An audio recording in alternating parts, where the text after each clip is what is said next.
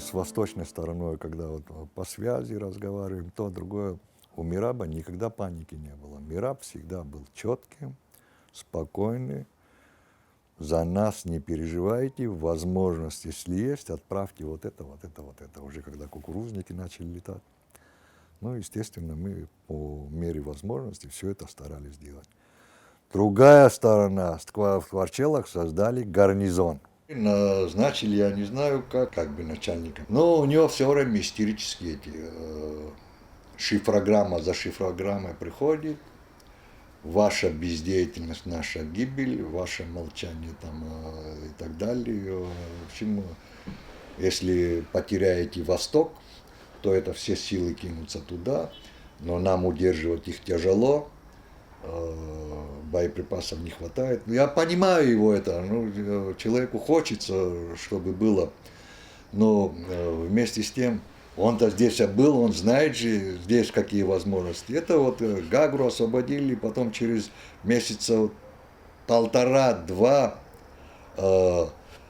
уже начали что-то налаживать, деньги появились, вот этот металл, что продали, то другое, уже что-то начали, уже сюда патроны привезли где-то порядка 2 миллионов, это уже практически, чтобы оттуда силы оттянуть, иногда приходилось имитировать наступление. Просто имитировать наступление, якобы началось наступление.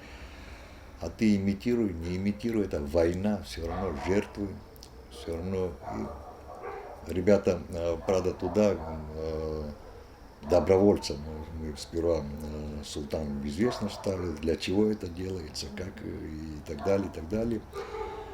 Безотказно ребята приступали к операции, а оттуда силы оттягивали. Ну, на какой-то промежуток времени немножко легче там становилось. Меньше бойцов у госсоветовской армии было. Но потом, когда они понимали, что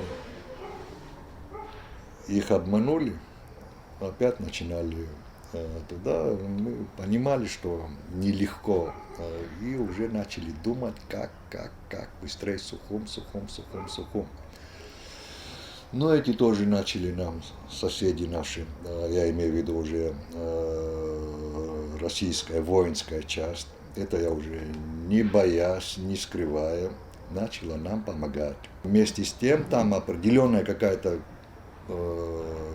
людей, это все не могли знать, но какая-то часть людей вела свою игру. Это чисто политическая игра была. Чисто субъективно мое мнение, это делали грушники, имели прямую задачу, поставлена перед ними была. Нас пытались разделить по Гумисте. Пытались разделить по Гумисте любыми путями. От Гумисты туда Грузия, а от Гумисты сюда Россия. Удобно, как в русско-турецкой войне. Но нам тогда еще это в голову не приходило. Мы считали, что это они искренне нам помогают. Но многие действительно нам искренне помогали. Например, два генерала, генерал Сорокин и генерал Чандаров, они все старались делать, помочь нам. Был третий генерал Сигуткин, ему уничтожит нас, не уничтожит нас, ему как-то это все равно было. Вот, допустим, мы вам поможем, говорили, мы-то какие-то операции там начинаем делать, чтобы с восточной стороны отвлечь, от восточной стороны отвлечь какие-то силы сюда потянуть. Эти нам обещают, что мы авиацию поднимем. Мы приступаем к этой операции, ну, чтобы меньше жертв было, чтобы там отбомбить могли, отлетать могли. Мы начинаем эту операцию делать, эти нам не можем поднять обледенение. Какое обледенение в Абхазии? Мол, самолет не может взлететь, полоса там и так далее. Ну, такие моменты. Мы начали в искренности сомневаться. Вместе с тем, не пойманный не вор, не можем им это заявить официально. Боеприпасы какую-то часть дают, а они как нам давали, так и тем давали. что-то подтвердим больше, нам меньше. В свое время им передано было в начале войны вооружение двух дивизий. Вооружение двух дивизий, если у нас было бы, они, когда сюда только пошли, на второй же день обратно бежали бы, и это вот такое количество техники, бронетехники, этих градовые установки и так далее, и так далее, и так далее. Это у нас за всю войну столько не было, сколько им было передано. Дальше, значит, мы потихоньку начали уже готовиться к Мартовскому. Там до этого еще было две операции. Одна отвлекающая, вторую попытались провести через горы, но она у нас тоже захлебнулась. Начали уже готовиться к мартовскому наступлению. У нас вооружений хватало, боеприпасов хватало. Вот тогда, значит, нам тогда и ельциновская власть, козыревская и ельциновская власть, а эти что, присягу приняли. Им команду дали, их министр обороны дал команду, они обязаны ее выполнять. Не выполнят, значит, они теряют должность, все это теряют. Но с учетом того, что они к нам начали нас подогревать там, этими боеприпасами, там, несколько установок «Град» дали, там, артиллерию нам дали, где-то около 15 они были в нерабочем состоянии, но около 15 единиц передали БМПшки. Это тоже подспорье. Павлик их вывез, там 3 дня на это ему дали. Павлик их вывез оттуда за день, доставили их в сельхозтехнику. На 3-й день какая-то часть уже в бой ушла. Их там же на месте восстанавливали, и уже на 3-4 день уходила техника в бой. На позиции уже уходила. И начали готовиться к этому мартовскому наступлению. План операции разрабатывали они. Там у султана комната отдыха была. И начальник штаба ихний сидел с нашими людьми и разрабатывал этот план операции. Разработали они все, этот план операции, показали нашим, ну наши тоже с ними разрабатывали, показали нашим, наши одобрили этот план операции. Но до самого наступления, вот этого мартовского, до самого наступления, значит, они нам как преподнесли, разложили по всему периметру линии фронта, разложили 500-ки бомбы. Бомбы, которые должны были взорваться в 12:05 ночи.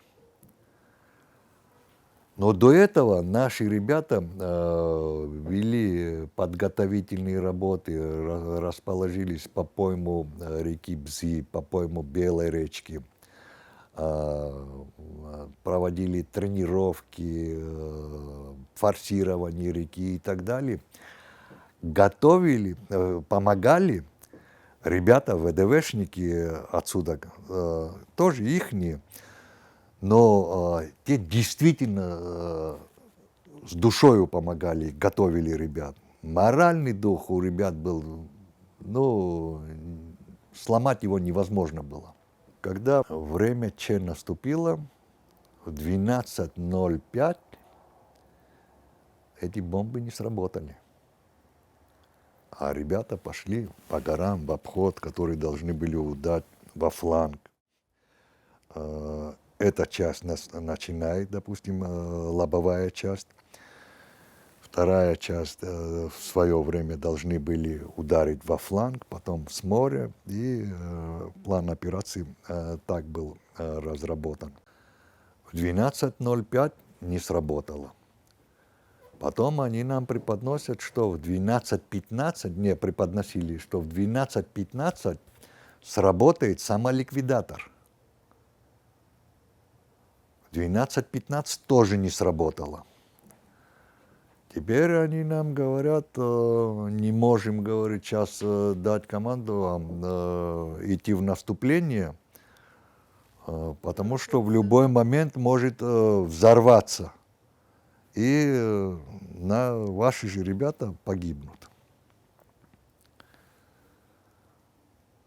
Мы, говорит, сейчас поедем, изучим причину не взрыва, там часовой механизм должен. Это сейчас говорит кто? Ауруспа. Ауруска. Да. Мы должны изучить в частности, один из грушников это говорит. Изучить Но должны. вы их уже подозреваете, правда? Да, подозреваем уже, но доказательств нет. Приезжают они под утро. Операцию отменять нельзя, говорят. Потому что второй такой возможности, эти бомбы не сработают.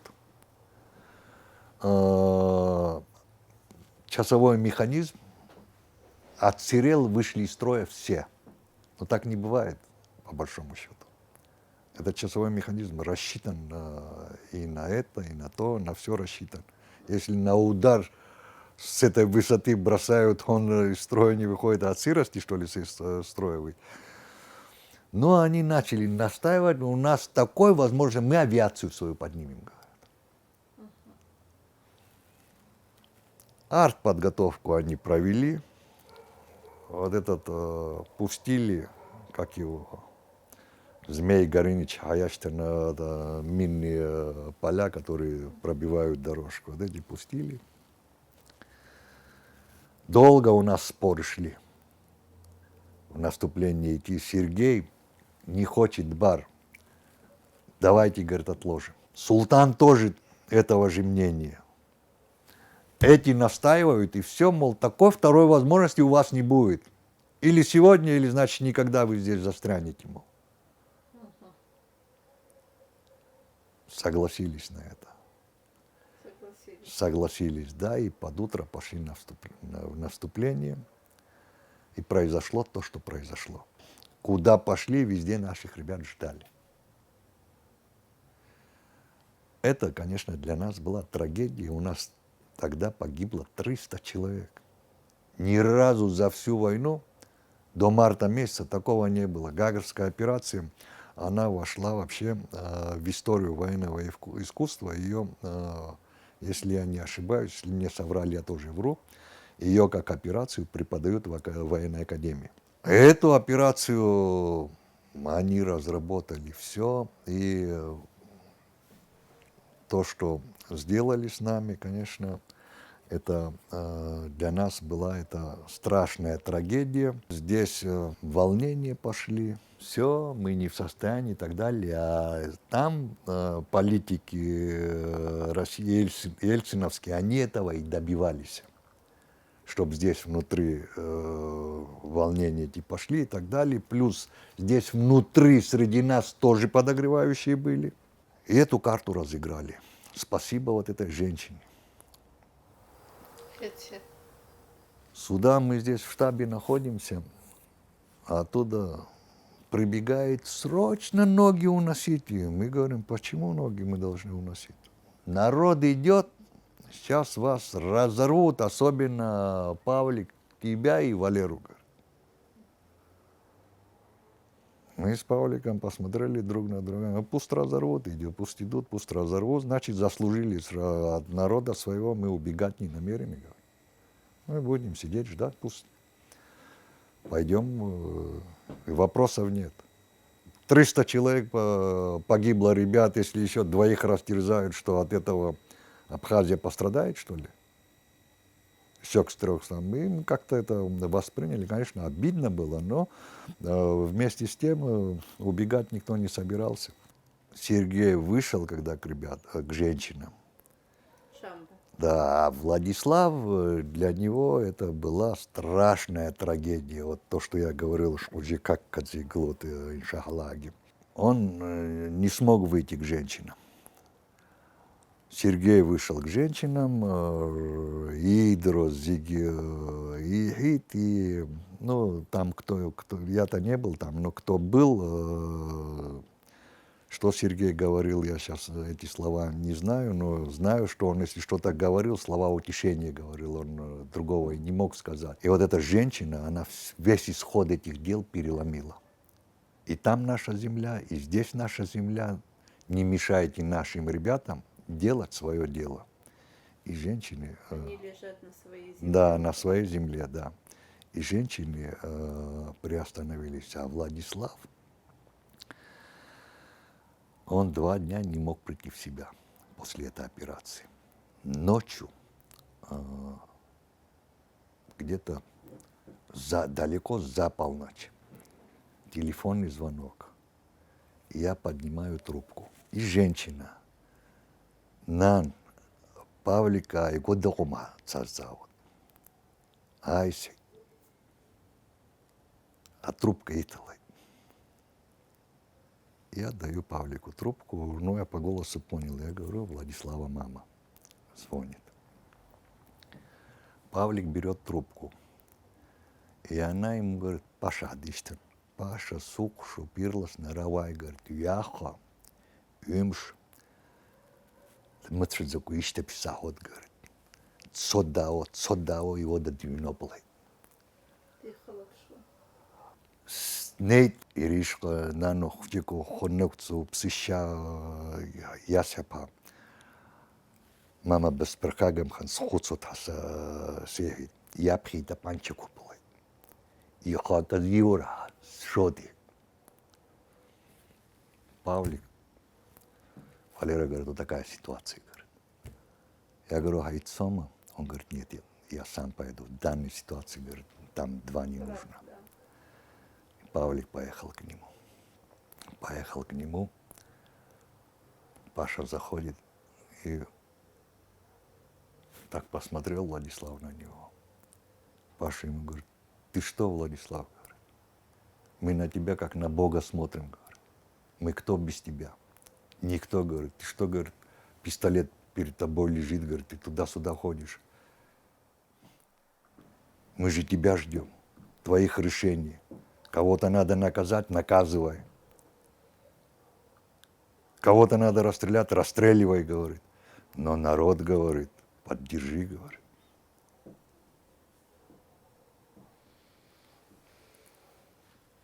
Владислав как будто очнулся. Вот так и поехали, говорит.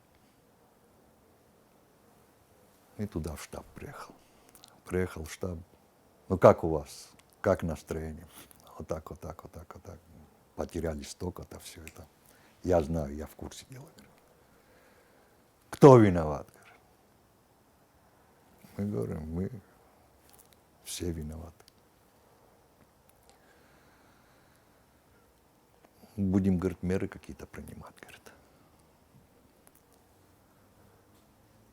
Ну, теперь мы ушли потихоньку в сторону и с Павликом разговариваем. Этот профессионал. Мы с тобой в военном деле кто? Дилетанты. Давай скажем ему, наказывай нас. И мы это по Владиславу сказали. Владислав, народ, чтобы успокоить, кого-то надо наказать, кого-то надо... Вот мы есть, наказывай. Официальным приказом освобождай то, другое. Я вас, говорит, отправлю, говорит, в союз офицеров, говорит, в Москву, говорит, вербуйте, говорит, там профессиональных военных, мол, отправляйте сюда. Да, я, говорит, наверное, приму такое решение. Говорит. Султана наказать не могу, говорит, Фову наказать не могу, говорит, Сергея Дбар наказать не могу, говорит. Ну, мы ему говорим, нас в союз офицеров отправлять не надо, нас освобождай, а мы сами найдем, чем нам заниматься. Линия фронта большая, и есть чем заниматься. Но она спрашивает, а кого, говорит, вы вместо себя? Мы сразу говорим, все в курсе дела, Валера Хагба. Мы всеми вопросами вместе занимались. Между нами не было таких отношений, я начальник, ты это. Всеми вопросами вместе занимались. То же самое Заур. Все в курсе дела. назначай их вместо нас. Значит, вместо Павлика приказом Владислав издал назначить Валеру Хагба, вместо меня Заура Вицба. И дополнительно он еще замминистром добавил Али Кайба. Где-то неделю, может быть, 2 недели. Ну, а здесь брожения, конечно, пошли. Вот, они наших ребят, это из-за них потеряли. Ну, в наш адрес это все пошло. Им надо было еще больше и хуже наказание. И потом началось к этому прибавляться металл, то, что собрали, там они деньги сделали.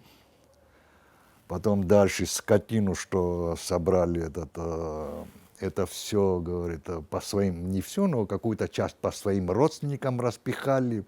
Туда хорошее отдали, сюда плохое пригнали. И так далее. Вся вот эта грязь пошла. Но мы воспринимали, откровенно говоря, болезненно, но виду никогда не показывали. Вот этот свободный промежуток времени я взял снайперскую винтовку и уже вместе со всеми мы начали ездить. В смысле, как Игорек, Бесик, я втроем начали ездить, снайперить. Сейчас они моложе меня, конечно, они лучше меня стреляли. Процент пользы от них был больше, от меня поменьше был, но тоже старался делать свое дело. Исходчон, Аллах фархон, илам хаягом, ила ебом, илах хебрил гажебра, Аллах сылархон. Ну, это все. Что так, 41 год, 42 года было. Ну, это шутили, тогда у меня и энергии хватало. Потом пошел процесс перемирия. И султан один день, не то Бесик, не то Игорек приезжает, и сейчас. И султан, говорит, тебя хочет увидеть. И я приезжаю.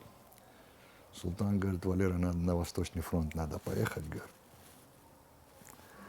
Не доверяю, говорит, не то чтобы нашим ребятам не доверяю нашей программе. Боюсь, что они расшифровали наш код, говорит. Акартха, говорит. Поэтому по шифру не хочу, говорит, передавать, говорит. И надо туда нарочно поехать и с Мирабом переговорить. Хотели десант там высадить первый. Вот. Здесь все это подготовили. Я поехал туда. Мы сделали фальшивые эти, как его, карточки, как будто мы входим в эту комиссию объединенную по миру и так далее. Значит, поехал я на Восточный фронт. С Мирабом мы встретились. Вот это наша прошла первая встреча. А какой был шифр? У Мираба 18-й был. У Вот меня 16-й был. У Мираба 18-й был. И я в МОК приехал к ним в штаб. МОК сахнез Мираба чимчирала добре. Там переговоры идут с ними, с грузинами. Я поехал туда, в Ачимчире. Вахя картогит хацу, ихние военные, ихние суда едут, мы к ихнему штабу подъезжаю, одеты чисто, специально. Как только Министерство обороны создали, Владислав пришел, в первый же день заставил нас всех побриться. Заставил звездочки всем нацепить во всех переговорных процессах и так далее, мол, у меня армия должна выглядеть, говорит, так, как должна выглядеть. Всех бриться заставил побриться, и мы побрили, все, после того, как Министерство обороны создали, и уже так до конца войны так и себя и вели. Приезжаем туда к ихнему штабу, там слышу шум, гам, у них внутри спор идет между Мирабом и ими. И Мираба, ребята здесь во дворе стоят, а у меня здесь абхазский флаг. Они на меня смотрят, друг на друга переглядываются, думают, кто такой это Мираба люди. Ну а чистый же все это выбрать, и они для себя прикинули, что Стхбарчала который там все время отсиживается, нос не высовывает, спустился. Ну. И я дверь открываю, я говорю, мне кишмары нужен. Раб так посмотрел. Что, говорит? Я говорю, выйди. Он им 1 минуту выходит. Выходит и ты, говорит, кто? Ну, я тихо ему говорю, 16-й. В глаза он, что, говорит? 16-й. Рубана, дверь открывает туда и говорит, все, я поехал, говорит. Вот я свое вам сказал, говорит, если мира хотите, вот так должно быть. И сели мы, уехали в Мук. Мук-Хахаз. Мы с Мирабом сели, я ему карту отдал, вот так, подготовка, я говорю, там идет, десант высадится, вот там, вот там, вот там, вот там. Оха мандарин отка садыргыйтуа, изларыл шозала схукарти, тачи, бесик ярден бацицан. Вот, а туда, когда мы ехали, у нас колесо спустило. Где-то в грузинском селе. Там грузинская территория была. И мы сели возле забора. И такой шелест сзади нас. Выходим, и женщина, молодая женщина.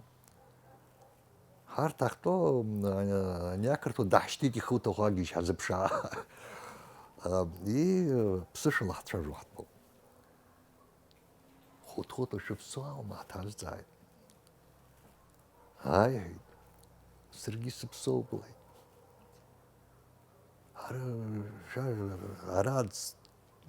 Арад, скуда там шат, дотан шайт, шибжа, ну, сразу села. Ай, шибацу, амна хацотит. У вас хатса дого бзикику пара сапх декчоп дечмазина, декчоп аярта дегулы дечмазина. Ткажны зымти сарабраса анхит. Бесик, я говорю, давай, что у нас там есть, посмотрел, хлеб, консервы какие-то у нас были, все это мы ей отдали, она бедная такая, счастливая, такая радостная. И с харагичастцем, говорит, она пошла, это до этого, и теперь уже туда, когда приехали, с Мирабом переговорили, все, и утром нам надо обратно. И вот тогда наше первое знакомство, мы уехали обратно. Десант отправляем туда, все это посадили, все, отправляем десант. И что вы думаете? Какой-то идиот, шторм был на море, какой-то идиот умудрился на кран двигателя, топливный краник, двигателя повесить свой бушлат. Это море же шатает, и бушлат перекрыл краник. Топливо не поступает, и один двигатель остановился. Он уже туда пришел, в Ачимчимском районе находится, к берегу нужно подходить, подходить не может. А там они уже засекли, здесь артиллерия их не может начать уже долбить. А оттуда на связь они к нам выходят и говорят вот так, вот так, вот так, вот так. Один двигатель отказал, шторм подойти не дает. Там ребята, что могли, все сделали для того, чтобы десант мог подойти. Теперь выходим на связь и предупреждаем, уходите, десант не может подойти. И это на одном двигателе потихоньку волной заливало. Он крен дал, ну чуть не с горем пополам доплыл он до Пицунды, с горем пополам. И, ну, естественно, на капитана здесь все налетели. Почему не подготовлены, почему двигатель отказал. Когда начали искать причину, краник, причина вся вот в этом кранике. Но там, где человек 150-200 находится, кто признается, что он этот краник? Никто не признается, а всех же не накажешь. Да, они утонуть все могли. Это там практически и боеприпасы, и техника, что там стояла, все могло на дно уйти. Вот так вот сорвал один идиот нам вот эту вот высадку десанта сорвал. И всякие моменты были. Были, конечно, такой вот, когда Галактион, бедный Чукбар, погиб. Султан дал поручение, нужно было в Гагры поехать. И у нас не было времени на похороны пойти, посочувствовать и так далее. Вот, например, у Паши племянник погиб Он всего 1 час, полчаса над племянником мог постоять и уехать. У меня дядя умер, я тоже час больше не мог находиться. Там возвращались сюда. И там Галактион, когда погиб, я с Гагры уже возвращался, думаю, есть возможность, заскочу, посочувствую. И я зашел, мать сидела у головы Галактиона. А она меня знала, потому что я свою трудовую деятельность на Бзибе начинал, там, бзибские, все знали меня. Она увидела меня, Валера, Валера, Валера, так обняла. Мой мальчик не погиб, мой мальчик не умер, говорит, мой мальчик спит, говорит. Мой мальчик отдыхает, говорит, мой мальчик умрет в тот день, говорит, если вы победу, говорит, не добьете, говорит. Если не будет победы, вот тогда мой мальчик буду считать, что умер. Не трать здесь время, не теряй, говорит. Езжайте, делайте свое дело и добивайте этих фашистов, добейте, покажите нам День Победы. Такие вещи. Да, Трапшпан. Такие вещи это забыть невозможно. Ни одна мать за всю войну не пришла, не просила, чтобы ее сына куда-то, где потише, где поспокойнее. Ни одна мать не пришла с такой просьбой. Все там слезы, молча в себе все это держали. Потом старички, вот этот харабовцы, афонские, там еще Нури Харазия. Нури Харазия? Да, это Гени Харази, отец. Я всю войну не знал, с Геной мы друг друга хорошо знали, но вот всю войну этот человек вот здесь и был, и я не знал, что он Генин отец, ни разу он это не произнес. Хотя мы с Геной хорошо друг друга знали. Он все время на передовой находился, все время приходил нас, умолял, дайте мне одну снайперскую винтовку, говорит. Я там все места изучил, говорит, я там, говорит, дров наломаю, говорит. Ну, не было что дать, как только появилось. Вообще и давать мы ему не хотели. Ну, почему? Человек уже в возрасте. Мы не хотели, чтобы он вперед. Что бы мы ни говорили, нет, и все, мое место там. Что, говорю, я свое прожил, дети, говорит, воюют. Я, говорит, должен здесь сидеть, что ли, это исключено, говорит. А я уже куда деваться? Ему не дать нельзя было. И мы ему дали снайперскую. Он бедный, как маленький ребенок. Вот это 70-летний человек, как маленький ребенок радовался. Старички приходили, просили. Как бы мы ни пытались скрыть всякие наступления, какие-то операции и так далее, все равно до личного состава доводить надо, и все равно это уходило. Старички приходили, просили султана. Вот так вот мы сидим, заходят 3 старичка и просят его.